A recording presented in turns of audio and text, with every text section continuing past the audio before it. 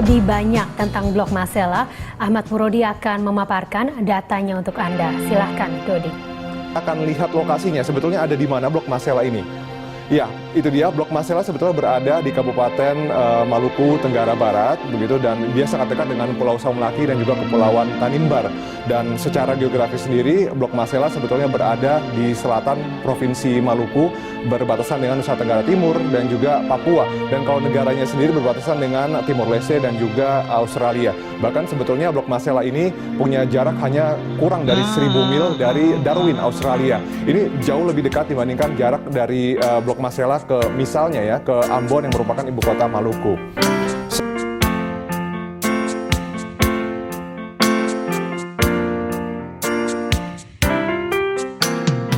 Shabude aroma Raminos tanemba Nekamane mabota. Undang-Undang Nomor 33 tentang dana bagi hasil. Jika ini tidak ditetapkan dalam diskresi yang sifatnya afirmasi, maka Kabupaten Kepulauan Tanimbar hanya akan menjadi penerima seluruh kegiatan instalasi onshore ini dan menjadi penonton saja karena dana bagi hasil tidak dapat. Yang kedua adalah pengelolaan PIS 10% menjadi tidak jelas di Kabupaten Kepulauan Tanimbar. Karena itu kita serahkan kepada pemerintah pusat, dalam hal ini kementerian terkait bersama dengan pimpinan dan anggota Komisi 7 untuk menggodoknya secara detail untuk memutuskan yang terbaik untuk pemerintah daerah Kabupaten Kepulauan Tanimbar. Andri, TVR Parlemen melaporkan. Saudara, terkait migas di Blok Masela, baru-baru ini saya ditanya apa tanggapan saya terkait participating interest PIS 10% untuk porsi pengelolaan daerah, baik provinsi maupun kabupaten, yang kini masih hangat dibicarakan dan belum ada kesepahaman. Ya, sebagai akademisi dan pengamat kebijakan publik, saya katakan tengah terjadi benturan kepentingan. Ketentuan penawaran participating interest PIS 10% pada wilayah kerja minyak dan gas bumi telah diatur dan ditetapkan pemerintah melalui Direktorat Jenderal Minyak dan Gas Bumi Kementerian Energi dan Sumber Daya Mineral. Peraturan Menteri ESDM nomor 37 tahun 2016. Aturan tersebut memungkinkan daerah penghasil terlibat dalam pengelolaan migas sekaligus meningkatkan kesejahteraan masyarakat. Saya menggarisbawahi beberapa poin penting, yakni wilayah kerja, daerah penghasil, pengelola, dan saya tambah daerah terkena dampak. Mari kita cermati dan analisis lebih mendalam hubungan rasional unsur-unsur tersebut untuk memboboti putusan strategi. Mengapa? Karena mestinya urusan pembagian presentasi PIS 10% sudah diberikan untuk urusan daerah dengan harapan daerah yang berkepentingan baik provinsi maupun kabupaten, dalam hal ini Kabupaten Kepulauan Tanimbar maupun MBD Maluku Barat Daya, dapat tersalur haknya secara adil dan proporsional tanpa harus melibatkan lagi pemerintah pusat untuk mengurus pembagian. Ini di luar kewenangan. Kewenangan sudah didistribusikan, tinggal diatur pembagiannya secara adil dan proporsional berdasarkan permasalahan dan tingkat kebutuhan selain faktor kepemilikan dan terkena dampak. Sebab saya kira ini bukan zamannya lagi. Kita sudah meninggalkan pola lama itu sekitar 20 tahun silam dengan pemberlakuan otonomi dan desentralisasi. Saya tidak tahu apa masalah sehingga harus melibatkan pusat lagi dalam urusan ini, tetapi saya hanya menegaskan bahwa faktor penghambat ada pada konflik kepentingan. Mari kita tinggalkan muatan kepentingan lain-lain dan kita dahulukan kepentingan peningkatan kesejahteraan masyarakat. Ingat bahwa walaupun ini menyentuh pada sektor bisnis pemerintah, tetapi semua ditempatkan pada konteks peningkatan kesejahteraan masyarakat. Inilah yang menjadi orientasi otonomi dan desentralisasi, karena sentralisasi meninggalkan inefisiensi dan inefektivitas yang berujung pada harapan tak berkesudahan akan kesejahteraan sosial. Oleh karena itu, jangan lupa konteks ini. Saya kira untuk mencapai kesepahaman dan pembagian adalah mendahulukan dan mengutamakan kepentingan peningkatan kesejahteraan masyarakat dan tinggalkan kepentingan lain-lain. Desentralisasi kewenangan oleh pemerintah pusat tidak bukan adalah sentuhan pelayanan pemerintah dalam rangka peningkatan kesejahteraan sampai ke pelosok-pelosok daerah otonom. Selain perlu adanya kesadaran akan tujuan tersebut dan sarana yang baik yang perlu digunakan dalam menilai dan mengevaluasi hingga sampai pada pembagian yang adil dan proporsional sesuai tingkat masalah, kebutuhan, sentuhan kepemilikan, dampak, faktor terberi. Sarana yang dimaksudkan adalah K3S, bukan kontraktor-kontrak kerjasama, tetapi koordinasi, komunikasi, dan kerjasama yang baik, sebagaimana yang saya singgung dalam internal assessment. Hal ini akan sangat membantu penyempurnaan hubungan keperdataan. Wilayah kerja adalah daerah tertentu di dalam wilayah hukum pertambangan Indonesia untuk pelaksanaan eksplorasi dan eksploitasi. Permen Energi dan Sumber Daya Mineral nomor 37 tahun 2016 pasal 1 ayat 1. Wilayah kerja tentunya adalah wilayah yang menjadi lapangan administratif sejak disetujuinya rencana pengembangan lapangan yang pertama kali akan diproduksikan dari suatu wilayah kerja. Kontraktor wajib menawarkan participating interest 10% kepada badan usaha milik daerah. Kita lihat terkait juga dengan pasal 34 Peraturan Pemerintah nomor 35 tahun 2004 tentang kegiatan hulu minyak dan gas bumi. Kabupaten Kepulauan Tanimbar menjadi wilayah hukum pertambangan atau wilayah administratif pertambangan. Dari sejak awal masa eksplorasi tahun 1998-1999, sejak Bupati Perdana Esi Oratmangun telah terjadi sentuhan keperdataan atau hubungan hukum.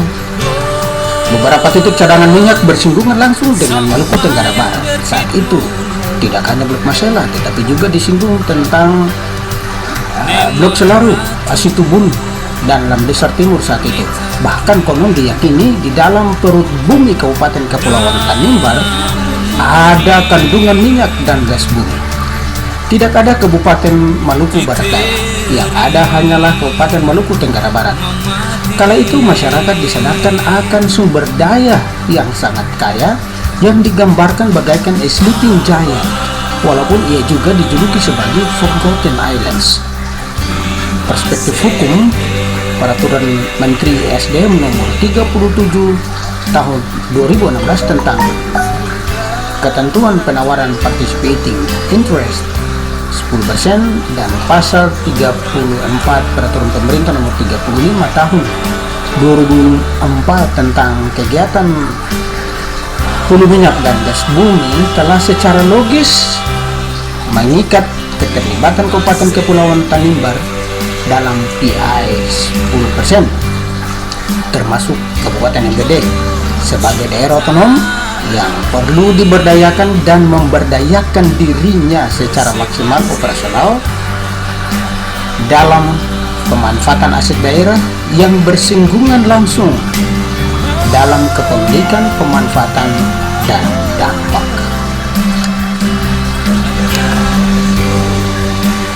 Daerah penghasil adalah daerah yang memiliki resources sebagai fakta terberi dari Yang Maha Kuasa dan Maha Pencipta, sehingga berada bersama atau sekurang-kurangnya yang berdekatan secara geografis, sehingga bukan saja berpeluang tetapi selalu siap menerima risiko dari dampak yang terjadi sebagai amukan hukum alam atau karena sentuhan sadar manusia. Panas tidak mungkin dirasakan lebih awal dari kejauhan, tetapi dari dekat merambat menuju ke kejauhan. Ini adalah aksioma yang tidak dapat terbantahkan. Maka perspektif ini dengan sendirinya dapat juga menjadi dasar pertimbangan rasional, proporsionalitas distributif, hak dan kewajiban, termasuk keterlibatan dalam berprestasi hukum. Aturan hanyalah alat untuk mengcover atau membantu penghormatan dan pengakuan yuridis formal semata, untuk tata laksana dan tata kelola. Aturan bisa menggeser lingkungan kebijakan seperti luas wilayah, misalnya mempersempit luas wilayah geografis Kabupaten Kepulauan Tanimbar dengan adanya pemekaran Kabupaten Maluku Barat Daya terpisah dari Kabupaten Kepulauan Tanimbar. Tetapi tidak bisa menggeser posisi Kabupaten Kepulauan Tanimbar keluar dari Laut Arafura dan segala kekayaan yang ada di dalamnya, termasuk keamukan laut dan alam serta dampaknya. Sebab masyarakat Kabupaten Kepulauan Tanimbar akan tetap menerima risiko dampak akibat prestasi manusia di dalamnya maupun yang tidak dikehendaki, seperti pada tanggal 15 Desember tahun 1960 di mana terjadi gempa bumi, angin ribut bercampur hujan sehingga menumbangkan pepohonan rumah warga dan mematikan berbagai satwa. Gempa bumi dan angin topan tersebut mengakibatkan terjadi air pasang melebihi biasanya. Kabupaten Kepulauan Tanimbar kaya sumber daya alam tetapi rawan juga secara alamiah baik di laut maupun di darat, sehingga harus menguras konsentrasi lebih untuk memperbesar belanja tak terjangkau sebagai akibat faktor pengaruh eksternal kosmik alamiah. Sekali lagi, yang merasakan pasti yang berada di dalamnya, yang memiliki atau sekurang-kurangnya berada di dekat atau di sekitar. Harus yang dekat merasakan pertama baru yang jauh, harus yang dekat mati pertama baru yang jauh, dan harus yang dekat kenyang pertama baru yang jauh.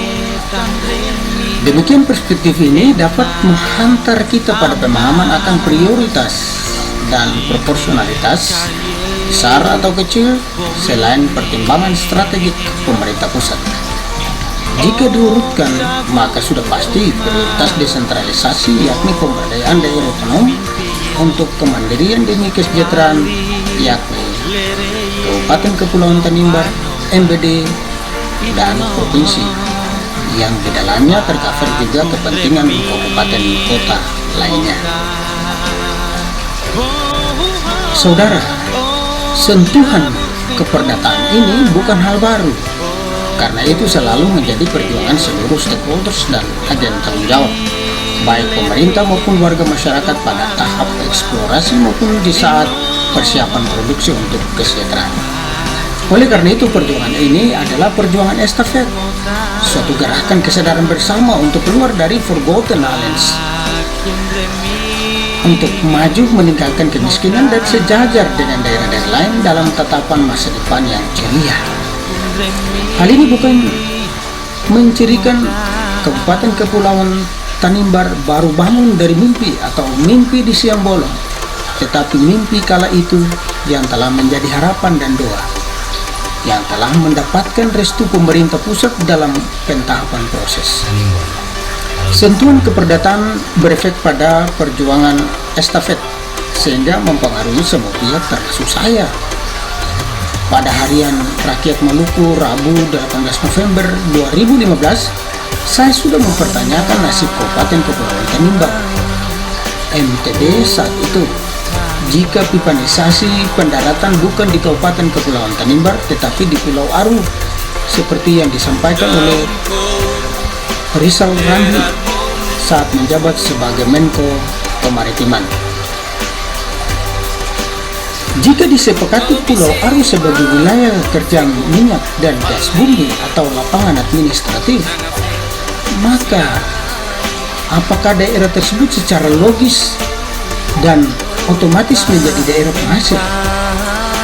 Sekali lagi, aturan hanyalah alat untuk mengcover pengakuan dan tata laksana yuridis formal, tidak bisa melakukan pergeseran substantif. Terima kasih karena hingga tahap ini pemerintah telah menghilangkan kekhawatiran saya dan masyarakat Kabupaten Kepulauan Tanimbar bahwa Kabupaten KKT akan menjadi daerah kerja atau lapangan administrasi minyak dan gas bumi.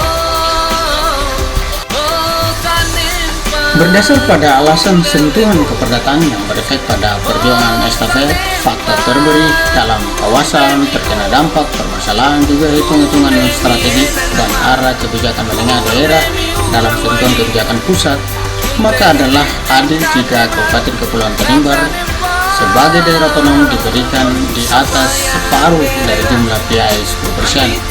Saya sepakat jika pemerintah menghendaki 6% dari PII 10% dan harus konsisten dalam tentukan kesepakatan dengan pemerintah provinsi atau pemerintah pusat sebagai sebuah kejelasan.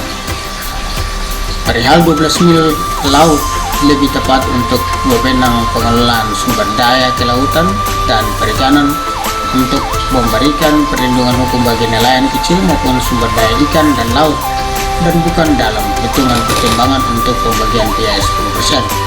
Sebab jika demikian, maka apakah tidak akan terjadi pergeseran juga jika titik minyak berada di areal sepertiga yang menjadi kewenangan kabupaten? Perkara pembiayaan dapat diatur hubungan keperdataan dengan kontraktor-kontrak kerjasama. Saya kira Permen tidak perlu direvisi untuk pembagian PII 10% proporsi provinsi dan kabupaten, karena Permen takluk di bawah undang-undang pemerintahan daerah yang mengedepankan pemberdayaan daerah otonom untuk pemberdayaan dan kemandirian demi kesejahteraan masyarakat. Masalah ada pada K3S, koordinasi, komunikasi, dan kerjasama untuk menghasilkan proporsionalitas pembagian. Apakah satu selempeng dapat atau boleh dibagi? Tidak hanya 2, tetapi 3 dan bahkan lebih. Revisi regulasi daerah harus mengcover keterlibatan Kabupaten Kepulauan Tanimbar dan Kabupaten Maluku Barat Daya dalam pengelolaan. Harus bukan cuma PT Maluku Energi Abadi MEA saja, tetapi juga BUMD Kabupaten, sebab terbuka kemungkinan pada mekanisme pengelolaan. MEA bisa menerima dan mengelola PII 10%, tetapi bisa juga hanya menerima, sementara yang mengelola adalah anak perusahaan. Kalau MEA tidak punya anak, bisa adopsi dari Kabupaten Kepulauan Tanimbar dan Kabupaten Maluku Barat Daya untuk kewenangan distributif presentasi pembagian tersebut. Tinggal dibangun hubungan keperdataan. Saya kira analogi Ketua DPRD Kabupaten Kepulauan Tanimbar Pak Jaflaw Barlayeri saat terkait hubungan provinsi dan kabupaten pada Pro 1 RRI Maluku yang dikabarkan sebagai akar dan pohon keliru dari perspektif otonomi, desentralisasi, dan masyarakat madani. Kabupaten Kepulauan Tanimbar dan Provinsi Maluku sama-sama adalah monitoring produktif pada lingkungan produktif dan lingkungan lindung. Masing-masing memiliki tanggung jawab untuk menyejahterakan diri dan masyarakatnya. Atau Kabupaten Kepulauan Tanimbar adalah pria dewasa berusia 21 tahun yang sudah kawin, mempunyai rumah tangga sendiri, telah menghasilkan anak, dan berjuang mandiri bekerja keras untuk menyejahterakan dirinya agar tidak selalu tergantung dari orang tua, minta-minta uang dari orang tuanya terus, walaupun tetap ada hubungan hak dan kewajiban karena kedaerahan, karena keindonesiaan, karena kebinekaan.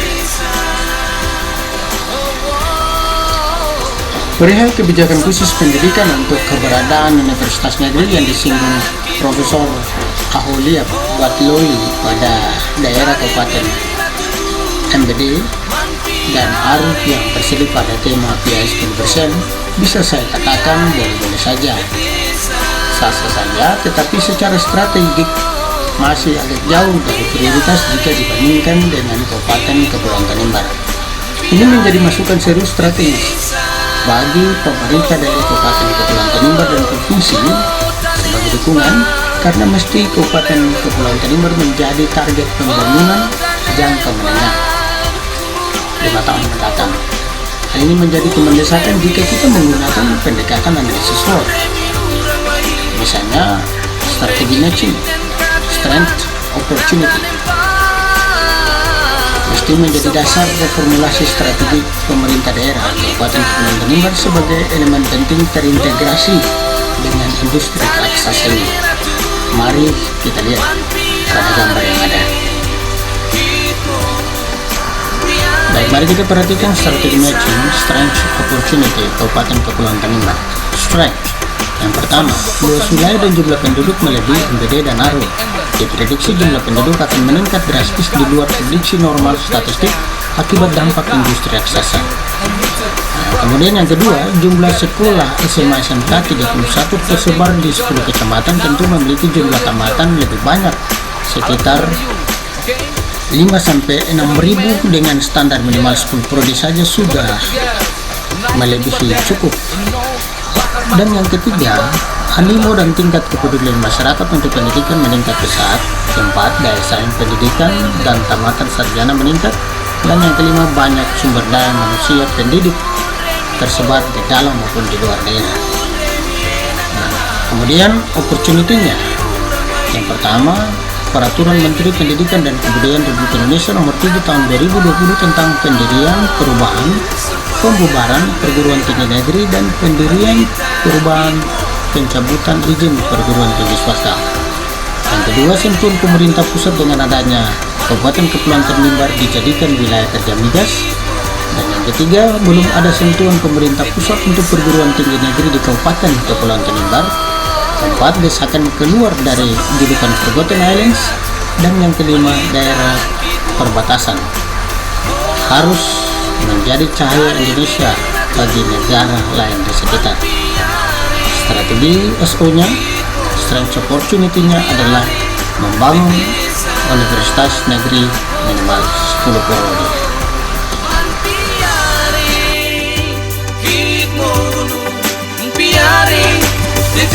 Terima kasih sudah menyaksikan video ini. Semoga perjuangan kita membawa hasil yang baik dan berdampak positif bagi kita semua. Tuhan memberkati. Salam.